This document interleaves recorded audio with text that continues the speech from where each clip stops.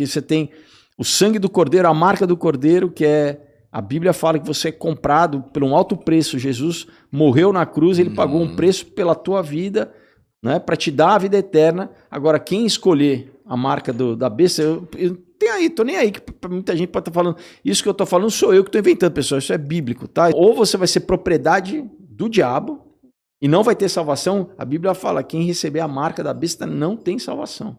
Você escolheu, é uma decisão sua. Então você vai ser propriedade. Você acha que Deus não perdoa depois? Mas eu tô aqui Deus falando não vai pra querer você saber de você depois? Não. Mas Você escolheu. Mas e a bondade divina? Mas a bondade divina tá ele já ter vindo morrido aqui e tá há 2000 anos falando para as pessoas, olha, isso vai acontecer, não aceite a marca, entendeu? Não, Felipe, mas a escolha não é nossa. É óbvio que é. Não. É sim. Nesse caso, não. É, eu vou sim. te falar assim, até a minha geração, talvez, até a nossa geração, a gente consegue escolher isso. Eu vou te falar uma verdade. Talvez dos meus filhos, que eles já nasceram nessa nova era digital, mas eles têm a gente como guia ainda, Então, você de uma tem que outra falar pros seus época, filhos. de uma outra época, ainda Você tem uma que guia. tem que pregar pros seus Mas filhos. olha que o meu filho, o filho dele já vai nascer na época digital e o meu filho já é dessa outra época. Para ele, esse é o mundo A dele. Bíblia vai continuar existindo. Entendeu? Ele não cara. vai ter essa escolha nossa. Não, mas eu tô aqui para falar de Deus para vocês. Não, é isso que eu quero entender, porque Entendeu? eu preciso de ter Então essa não adianta a pessoa falar capacidade assim, não, eu não quero Deus, eu quero viver a vida do meu jeito, e daí quando Não, a eu coisa não quero, acontece, fala assim, mas peraí, mas Deus, olha aqui. Você tem que, Não, não você tô tem que falando da escolher. minha. Você tem que ter. A gente tem o livre-arbítrio exatamente para falar assim, não, o que lado que eu quero estar? Jesus fala assim, quem não está comigo está contra mim. Você tá entendendo? Mas isso durou até a gente, você entendeu? Não, vai continuar. Na frente, os moleques não tem isso. Durante 7 anos da tribulação, vai ter muita gente pregando, vão ter os mártires da tribulação.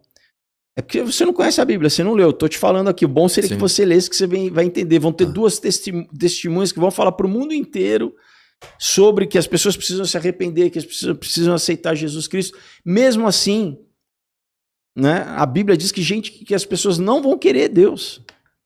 Então, cara, o inferno, não vai ter ninguém no inferno que não tenha escolhido ir para o inferno.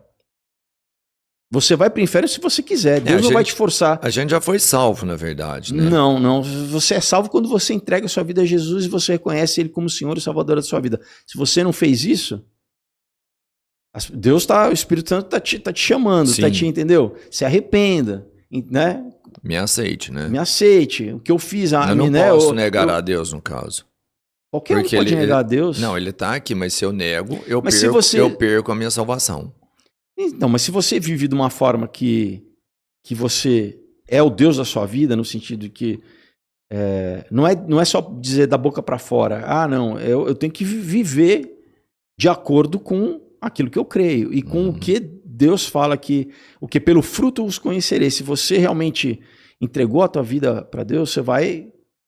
no mínimo se arrepender e buscar não errar e buscar viver uma vida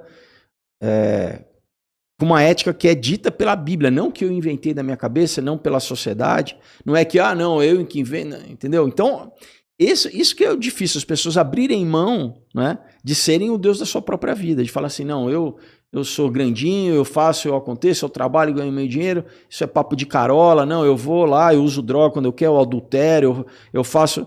Tá claro, cara. Não, a porta é estreita, a Bíblia diz. A porta é estreita. Entendeu? É de graça. A salvação é pela fé, não por obras para que ninguém se glorie. Mas, né, eu creio no meu coração, mas agora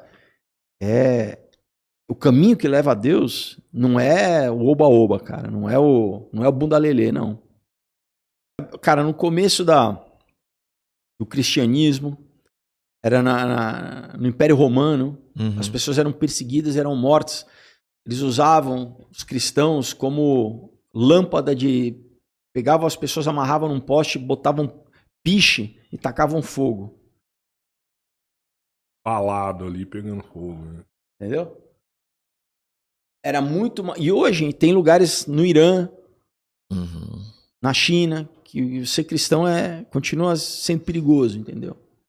A gente aqui, ainda é muito beneficiado de estar numa sociedade onde você pode declarar a sua fé. O pior das coisas é ser ridicularizado, entendeu? Então, mas isso é uma coisa que... Mas, assim, vai haver, cara, Porque isso é um processo histórico. Esse é um processo, é o que a gente chama de teleologia. A história humana está caminhando para um final. E eu venho aqui basicamente para isso. Você acha que outras religiões que rejeitam Jesus são satânicas? Se você entender que a palavra satânica no original, no hebraico, é de Hassatan, que não é nome próprio, mas quer dizer adversário ou opositor, nesse sentido, sim. Porque desvia... Na verdade, só tem duas religiões no mundo. Tem uma religião que é instituída por Deus e a outra que é paganista. Você vê, as paganistas são todas similares. Tem várias práticas muito semelhantes e o conceito, inclusive, de você vai evoluir. Se você fizer, né, uma meditação X, você vai evoluir até você chegar à iluminação, a chegar a pagar o seu karma, a chegar, né, a sair da roda de Sansara. A única que fala o seguinte, não, o homem é falho, né? O homem, existe o que a filosofia chama de condição humana, mas que, né, na Bíblia, no cristianismo, a gente chama de pecado original, que o homem, ele tende já, inerentemente, a natureza tende ao mal, e essa natureza ela precisa ser transformada.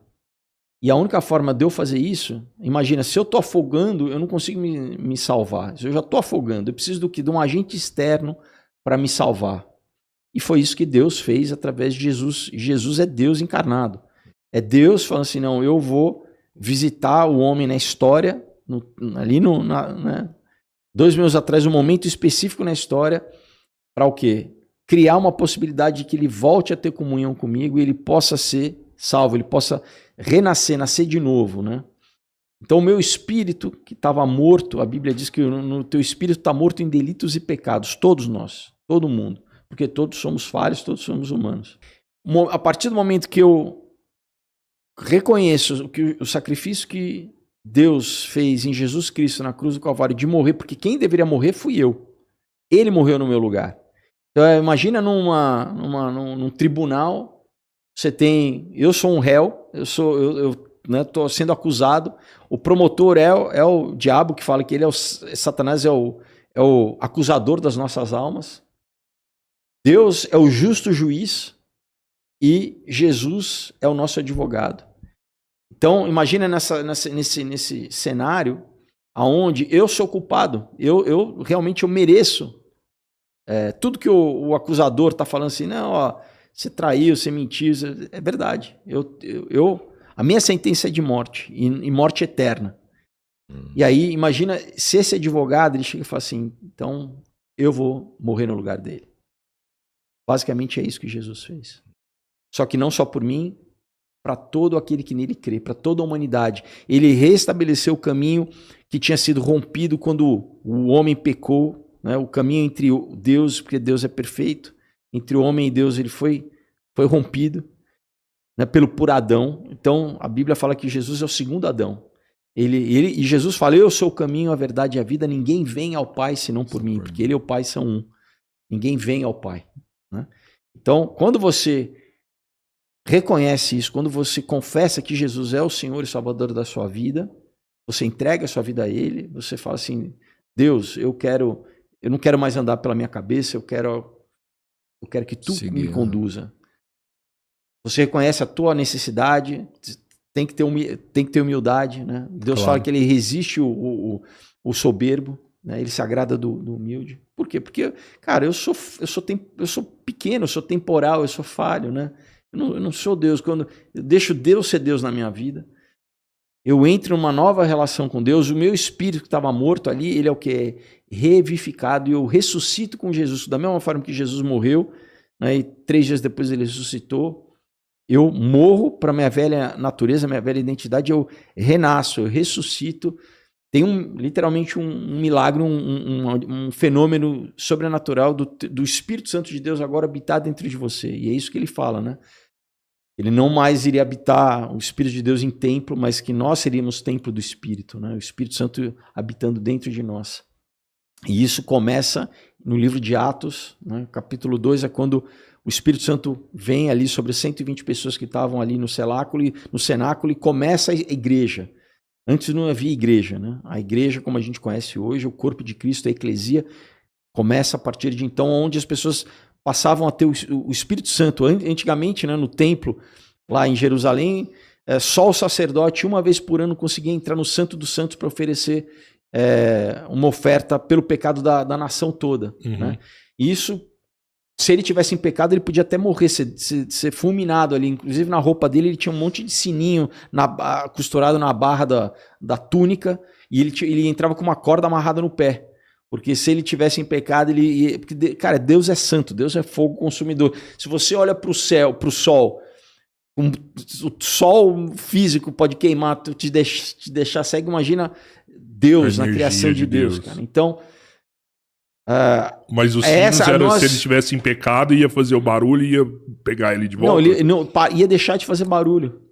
Ele ia cair morto. E as pessoas puxavam ele, entendeu? Entendi. Então você tinha o santo dos santos. Você tinha um véu que separava, né? Esse véu é um véu físico naquela época, porque ali no Santíssimo dos Santos tinha o que a Arca da Aliança, né? Dentro da Arca da Aliança tinha as tábuas da lei, tinha a vara de Arão e tal, né? O maná também, mas era onde a presença de Deus ficava, né? O Shekinah de Deus, a presença de Deus ficava. Ninguém podia entrar nesse lugar, né? Porque, de novo, somos pecadores, você entra na presença de Deus, você vai ser consumido, né? Então, o sumo sacerdote, uma vez por ano, tinha todo um processo, uma ritualística de santificação para o que entrar lá dentro para fazer um sacrifício para o quê? Para expurgar o pecado do povo. E é isso que Jesus fez. Ele rompeu esse véu. Inclusive na crucificação, quando ele fala está consumado, que ele entrega o Espírito, né? Ele não morre, ele que entrega, porque ninguém pode tirar o Espírito dele. Ele é Deus. A Bíblia diz ali e era um tecido grosso, que o véu é rompido de cima a baixo, não é de baixo para cima, de cima para baixo, inclusive para mostrar que é uma coisa sobrenatural, assim, que está rompendo, para mostrar o que a partir de então você tem acesso à presença de Deus através de Jesus Cristo. Então, Deus te vê através de Jesus Cristo. É como se, sabe, ele tivesse te visto, o sangue de Jesus te cobre, te purifica, né? Então, Deus é a justiça e misericórdia. Ao mesmo tempo, ele é o quê? Ele é o amor. Ele é a essência do amor. E esse amor se manifestou em Jesus Cristo. Então, ele é ao mesmo tempo que ele é o justo juiz, que ele tem que haver justiça, ele deu a possibilidade do homem ser salvo.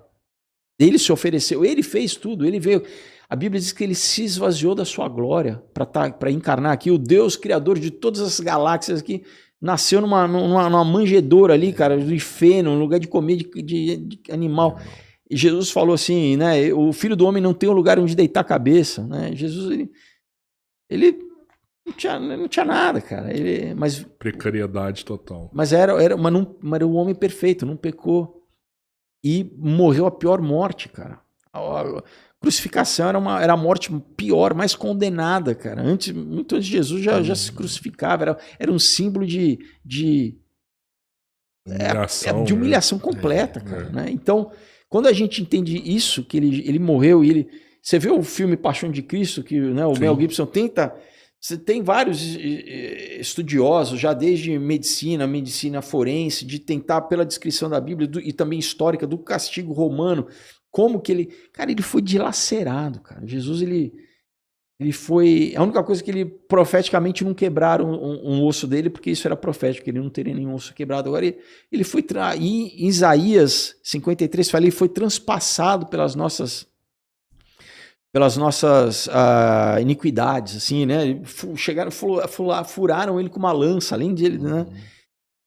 A dor, cara, e diz que ele morreu de asfixia, porque a postura que você não consegue ficar, se pendura numa barra e você não consegue nem respirar depois de muito tempo, porque é uma postura que você não consegue mais contrair pulmão.